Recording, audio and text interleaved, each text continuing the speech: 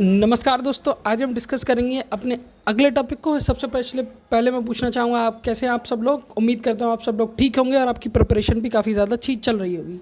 तो आज हम प्रोबेबिलिटी सैंपल क्या होता है, सैम्पलिंग क्या होती है, इसका मेथड क्या होता है और प्रोबेबिलिटी सैंपल के टाइप्स कितने होते हैं, इस वीडियो में कम्प्लीटली इन्हीं को कवर करेंगे। तो वीडियो को स्टार्टिंग से एंडिंग तक देखिएगा ताकि आपके मन में जो भी कन्फ्यूज़न है वो कम्प्लीटली क्लियर हो जाए। तो चलिए स्टार्ट करते हैं। सबसे पहले हम सैम्पलिंग को डिस्कस कर चुके हैं। मैंने बताया था एक लार्ज अमाउंट ऑफ पॉपुलेशन में कुछ group of samples group of people को निकालना और उन पे टेस्टिंग करना एक सैम्पलिंग का तरीका है। ठीक है, जैसे कि मैंने आपको एग्जांपल में बता रखा है, पॉपुलेशन में से कुछ लोगों को निकाला, ठीक है, और हमने अपना सैंपल रेडी किया। ठीक है, अब प्रोबेबिलिटी सैंपल क्या होती है, प्रोबेबिलिटी सैंपल क्या होती है उसको भी एक बार डिस्कस करते हैं। लिखा, probability sample is a simple technique in which every unit of the population has a known and non-zero chance to being selected। मतलब इसमें जितनी भी क्वालिटीज़ होंगी उन सारी क्वालिटीज़ को ये सारी पॉपुलेशन में जो नोन होंगी उन सब के चांसेस होंगे सिलेक्शन में आने के। और इसका सबसे अच्छा मेजर रीज़न ये होता है कि जो बाइसनेस होती है वो कम्प्लीटली ख़त्म हो जाती है। एग्जाम्पल के तौर पे आप ऐसा समझिए, इफ़ यू आर टीचर, अगर आप टीचर हैं और आपने क्लास में बच्चों से किसी लेसन या चैप्टर को सुनना स्टार्ट किया और उनमें से अगर 4 से 6 बच्चे अगर आपसे ट्यूशन पढ़ते हैं तो होगा क्या, हमारे माइंड में बाइसनेस रहेगी कि अगर मैं इनसे पूछूंगा यार इनको कुछ कहूँगा तो शायद हो सकता है ये कोचिंग छोड़ दें। ये छोटी क्लासेस की बात कर रहा हूँ, जो छोटे बच्चे पढ़ते हैं, अमूमन बड़ी क्लासेस में ऐसा नहीं होता है, बट छोटी क्लासेस के एग्जांपल से ले रहा हूँ। तो आप कोशिश ये करेंगे कि आप उन 6 बच्चों के लिए बाइसनेस दिखाएंगे और जब पूछना स्टार्ट करेंगे तो रेंडमली पूछेंगे। ठीक है, रेंडमली पूछेंगे और कोशिश करेंगे उन सबको बचाया जा सके। तो मतलब बाइसनेस ये होता है कि किसी आपकी विचारधारा का सेलेक्टिव होना, तो किसी एक धर्म के या किसी एक चीज़ के अगेंस्ट आपको झुकाव होना, वो बाइसनेस आता है, बाइसनेस की कैटेगरी में आता है। It is a random take. और अगर बात करें इसकी तो लिखा it is random objective and reduce biasness, researcher biasness. यानी मैं रिसर्चर हूँ तो मेरे दिमाग की जो बाइसनेस है, ब्रेन में जो बाइसनेस, उसको कम्प्लीटली रिड्यूस कर देता है प्रोबेबिलिटी सैंपल। अब आते हैं use. Research survey, social science, education study, national data collection और यूजीसी ने रिसर्च मेथोडोलॉजी क्वेश्चंस में इन सब का यूज़ किया जाता है।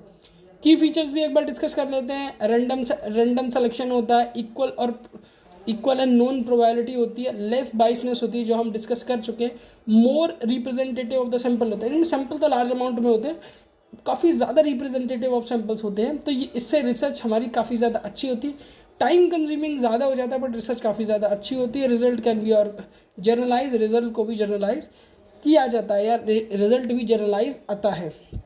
इसको ऐसे समझ लीजिए, आजकल जो ओपिनियन पोल हो रहे हैं उनमें ज़्यादातर आपने देखा होगा, नोटिस किया होगा, ओपिनियन पोल गलत होते हैं। क्योंकि होता क्या है, ये कम अमाउंट ऑफ डेटा में या कम अमाउंट ऑफ पीपल में से सैंपल निकालते हैं और कुछ सैंपल के बेसिस पर उसको निकाल के बाहर रख देते हैं। बट अगर ऐसा ना हो, रेंडमली सिलेक्शन हो, सिलेक्शन के साथ साथ हम हर स्टेट और उस एरिया में कॉल करें जहाँ से इलेक्शन की पोलिंग हुई है, तो हम डेफिनेटली ये मान सकते हैं कि एक अच्छा रिजल्ट या एक परफेक्ट ओपिनियन पोल हम दे पाएंगे। तो बाइसनेस नहीं होगी। ठीक है, तो चलिए अब आगे स्टार्ट करते हैं, क्योंकि प्रोबेबिलिटी सैंपल के कुछ टाइप्स भी होते हैं। सबसे पहला टाइप है रैंडम सैम्पलिंग। नाम से आपको समझ में आ रहा है रैंडम सैम्पलिंग, मतलब रेंडमली हम सैंपल को कलेक्ट करेंगे।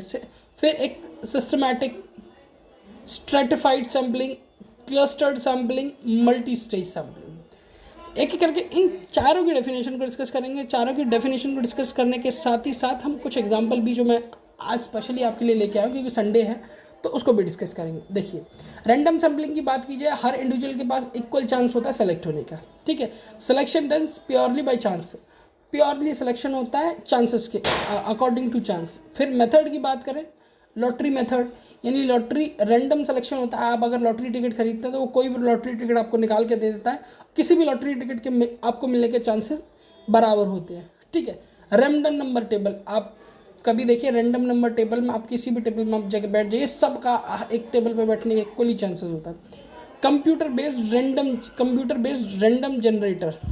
ठीक है, एग्जाम्पल की बात करें तो selection 20 student randomly from the 200 list, 200 list, 1 2 3 ऐसे करके 200 स्टूडेंट की लिस्ट है। अब हमें 20 स्टूडेंट सेलेक्ट करें तो रेंडमली हमने पहले से थर्ड से फिर बीच से रेंडमली सेलेक्ट कर लेते हैं, तो इसमें सबके आने के चांसेस होते हैं और प्योरली सिलेक्शन होता है। तो ये था रैंडम सैम्पलिंग। अब बात करते हैं हम सिस्टमेटिक सैम्पलिंग। ठीक है, अब सेकंड सैम्पलिंग की बात करते हैं, सिस्टमेटिक सैम्पल। लिखा है selection is done at the regular interval from an order list. एक ऑर्डर लिस्ट होती है, ठीक है, उसमें रेगुलर इंटरवल के बाद चीज़ों को सेलेक्ट किया जाता है। ठीक है, first unit is chosen randomly then fix interval is applied. अब ऐसे समझ लीजिए, एक क्लास है, उसमें 34 स्टूडेंट है। 34 स्टूडेंट पे जब पहली सीट पे स्टूडेंट बैठा उसको मैंने रेंडमली स्टैंड अप कर लिया। फिर रेंडमली स्टैंड अप करने के बाद मैंने किया ये कि मैंने हर एक स्टूडेंट को छोड़ के अल्टरनेटिवली स्टूडेंटों को सेलेक्ट करना स्टार्ट कर दिया। एग्जाम्पल के तौर जो फ्रंट सीट पर बैठा था उसको मैंने रेंडमली सेलेक्ट किया। ठीक है, फिर सेकंड वाले को नहीं, मैंने थर्ड वाले को किया, फिर फोर्थ वाले को नहीं तो मैंने फिफ्थ वाले को किया। तो ये सिस्टमेटिक सैंपल के एग्जांपल है जिसमें हम फर्स्ट को तो रेंडमली सेलेक्ट कर रहे हैं और उसके बाद जो भी आ रहा है उसको हम एक अल्टरनेटिव इंटरवल के बाद एक ऑर्डर लिस्ट के अकॉर्डिंग सेलेक्ट कर रहे हैं।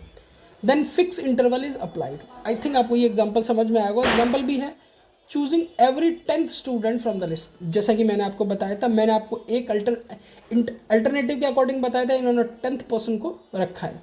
अब बात करते हैं stratified sample. Population is divide into homogeneous सब ग्रुप्स।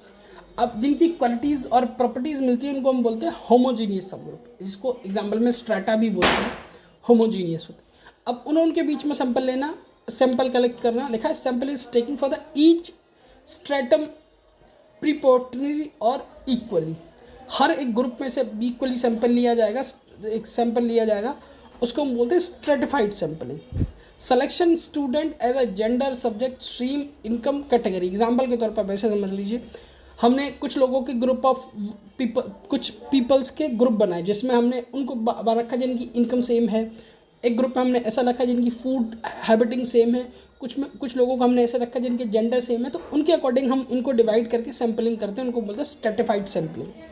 ठीक है, अब useful when the population is diverse. ये कहाँ यूजफुल होता है? जब पॉपुलेशन काफ़ी ज़्यादा डाइवर्स होती है। Ensure representation of the all group. और ऐसा नहीं है कि देखिए यहाँ मैंने लिखा है जेंडर सब्जेक्ट स्ट्रीम और इनकम कैटेगरी, तो आपको कोशिश करनी है सब ग्रुप में से आप कुछ ना कुछ सैम्पलिंग कलेक्ट करें जिससे कि सबका रिप्रेजेंटेशन कंप्लीट हो।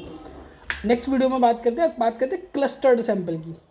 Population is divided into a clustered. अब क्लस्टर्ड का हिंदी में मतलब होता है गुच्छा, यानी पॉपुलेशन डिवाइडेड है क्लस्टर्ड में, गुच्छे में, usually based on geographically groups. मतलब किसी भी अर्थ के किसी भी एक रीजन में डेफिनेटली एक ग्रुप होगा क्लस्टर्ड की तरह। ठीक है, तो इसमें हमें करना होगा इंटायर क्लस्टर रेंडमली सेलेक्ट करना होगा जिससे कि हम क्लस्टर्ड सैंपल कलेक्ट कर सके ताकि हमारी रिसर्च पे किसी भी तरह की कोई बायसनेस ना हो। Selecting 5 school randomly and survey at the student in them save time and cost use in large scale of survey.